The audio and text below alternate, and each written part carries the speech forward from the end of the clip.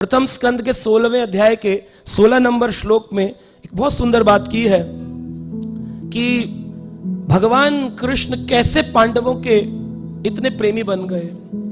सारथ्या पार्षद सेवना साख्यतोत्यम वीर आसन अनुगमन स्तव प्रणामान स्निग्धेषु पांडुषु जगत प्रणीतम च विष्णु भक्तिम करोति नरपति चरणारविंदम।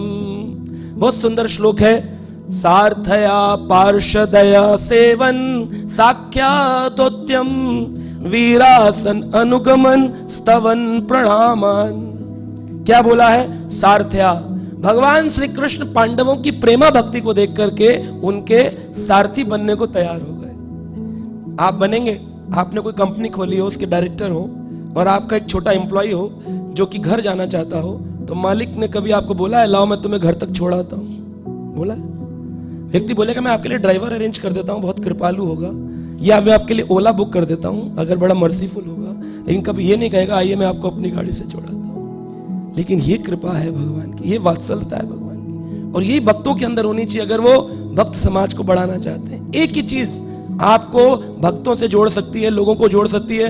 अगर प्रभुपाद जी कहते थे वी नीड मोर डिवोटीज, लेकिन साथ में कहते थे हैप्पी डिवोटीज, मुस्कुराते हुए चेहरे। अगर आप दोष दृष्टि करते रहेंगे तो क्या बढ़ेंगे लोग? कभी नहीं बढ़ेंगे। सारथ्या, भगवान सारथी बनने को तैयार हुए। अर्जुन भगवान के पीछे खड़े होकर के कहते थे लेफ्ट चलना है, तो भगवान की कमर में लेफ्ट में पैर मारते थे, मुड़ो लेफ्ट में। राइट में जाना होता तो पैर राइट में मारते थे, और रुकना होता था तो पूरा पंजा पीठ में मारते थे, ठाकुर जी रुक जाइए। ऐसे सारथी बने। पार्थ के भगवान का नाम पड़ा पार्थ सारथी। बोलो पार्थ सारथी भगवान की। पार्थ सारथी बने। सारथ्या पार्षदः, भगवान ने राजसु यज्ञ के अंदर भगवान ने पार्षद बनना स्वीकार किया।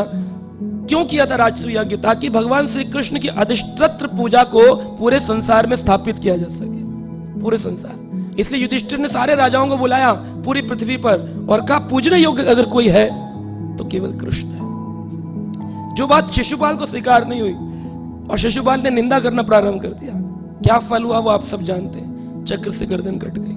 भगवान ने चक्र से गर्दन भी ऐसे काटी कि कहीं दूर जाके गिरी, राजसु यज्ञ के एरिया में नहीं गिरी, क्योंकि एक भी बूंद गिर जाती तो यज्ञ खराब हो जाता। तो भगवान ने चक्र से गर्दन भी काटी, पर ऐसे कि चक्र उसको उठाकर ले गया, कहीं दूर जाकर के वो गर्दन गिरी। तो निंदा भगवान को पसंद नहीं है। तो राजसु यज्ञ में भगवान जब पूजने योग्य है तो भगवान क्या करते हैं कि जब राजसु यज्ञ में थालियां बांटी जा रही थी, यूज एंड थ्रो का सिस्टम था, स्वर्ण थालियों में खाते थे और बाद में उसको फेंकते थे। तो लोग बहुत आ गए।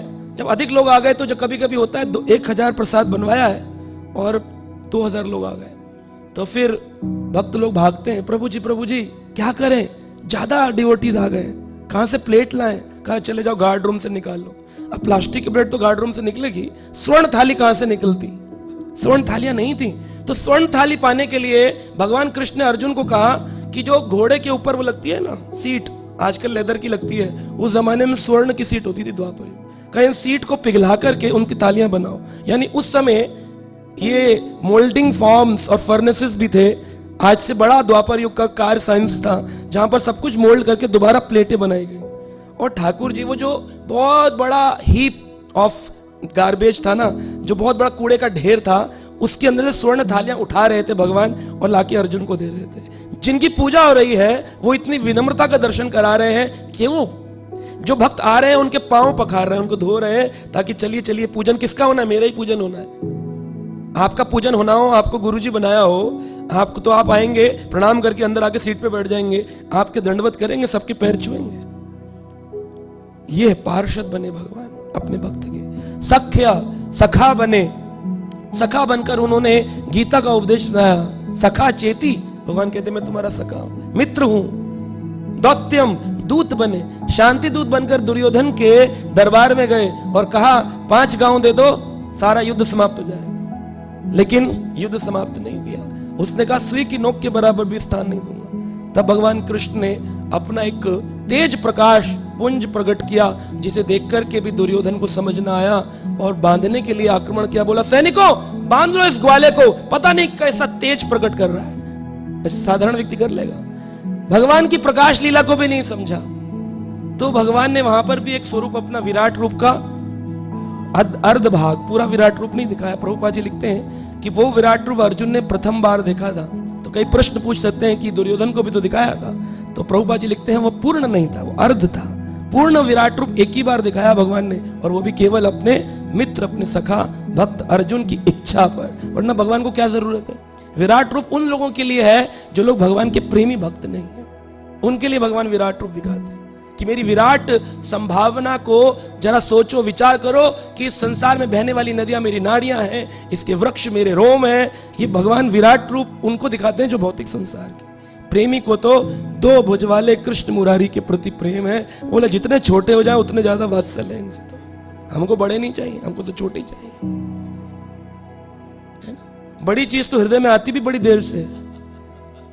ठाकुर जी छोटे होते तभी जल्दी आते हैं। श्रील प्रभुपाद जी ने भगवत गीता के 18वें अध्याय के 65 नंबर श्लोक के तात्पर्य में लिखा है, भक्त पूछते हैं किस चीज पर ध्यान लगाएं? प्रभुपाद जी लिखते हैं दो भुज वाले कृष्ण कन्हैया पर ही आपको ध्यान लगाना चाहिए। प्रभुपाद जी ने लिखा है। लोग पता नहीं क्या क्या पढ़ रहे हैं, इतना कुछ पढ़ रहे हैं, प्रभुपाद जी को नहीं पढ़ते। भगवत गीता के तात्पर्य में लिखा 1865, read it, last paragraph, where to focus.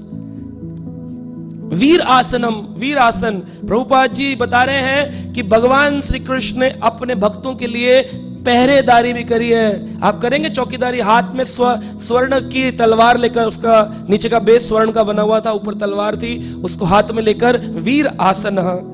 पांडवों को जब युद्ध की जीत प्राप्त हुई, उस रात्रि काल में पांडव सो रहे थे, भगवान कृष्ण उठाया, उठो उठो, जिस दिन विजय होती है उस दिन सोया नहीं जाता, क्योंकि दुश्मन री-अटैक कर सकता है, पुनः आक्रमण कर सकता है, उठो जागृत हो जाओ। तो सारे पांडवों को उठाकर बेस से निकाल कर ले गए। और आप जानते हैं अश्वत्थामा को भेजा दुर्योधन ने मारने के लिए। तो भगवान पहरेदारी नहीं कर रहे होते, वो भी खराटे मारकर पराठे खा के सो रहे होते, तो पांडवों का तो हो गया था काम। 18 दिन का युद्ध जीतने के बाद भी मर जाते, क्योंकि अश्वत्थामा आ गया था। लेकिन भगवान जान रहे हैं लीला को, और भगवान वीर आसना, वीर की तरह भगवान पहरेदारी कर रहे हैं अपने भक्तों की, अनुगणन।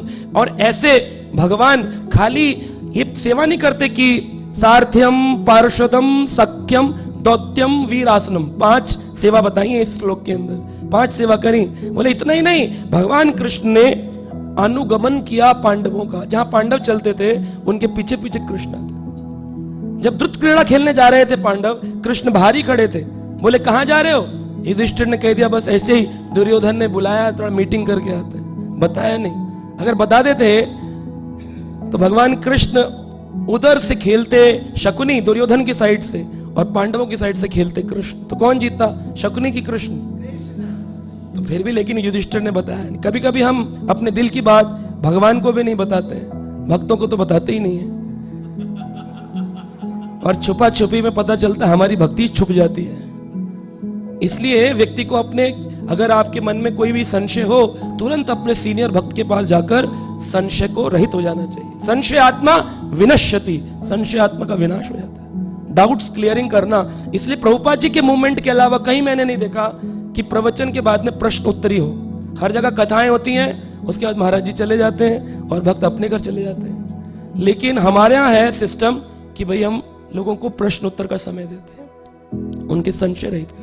भगवान ने अनुगमन किया, अनुगमन ही नहीं किया, स्तवन। भगवान ने पांडवों की स्तुति करी, स्तवन किया, उनका प्रेयर्स करी पांडवों की, और प्रणाम, उनको प्रणाम किया। कुंती माता, आप देखते हैं भगवान जब महाभारत का युद्ध समाप्त करके पुनः द्वारका की ओर जा रहे हैं, जब पिंड आदि क्रियाएं समाप्त हो गई हैं, तो पुनः द्वारका की ओर जब चल रहे हैं कृष्ण, तो सबको प्रणाम कर रहे हैं और सबकी इच्छा अनुरूप बोल रहे हैं, आपको बताइए मुझसे क्या चाहिए, क्या चाहिए, क्या चाहिए। तब कुंती माता से पूछते तुमको क्या चाहिए? तो वो कहती है मुझको शाश्वत दुख की अभिलाषा है, कि मुझे इतने दुख दे दो, इतने दुख दे दो, इतने दुख दे दो कि कभी खत्म ना हो। थोड़ा क्यों? कुंती माता आपने तो पूरा जीवन दुखी दुख देखे, प्रारंभ में जब से जन्म हुआ तब से दुख देखे। शादी होकर आई तो पांडु महाराज मिल गए पीलिया के रोगी, जो कि एक बार भी आपका संग न कर सके और उनकी मृत्यु हो गई।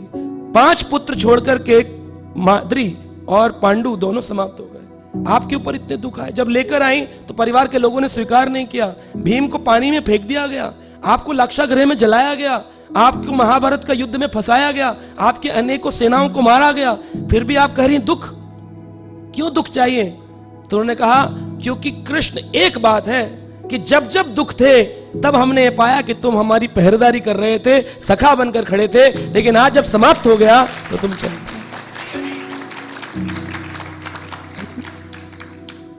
दुख के माथे सिल पड़े जो हरि हृदय से गाए।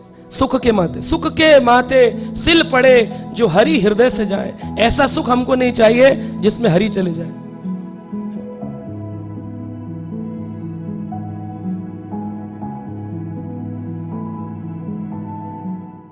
Subscribe now and press the bell icon.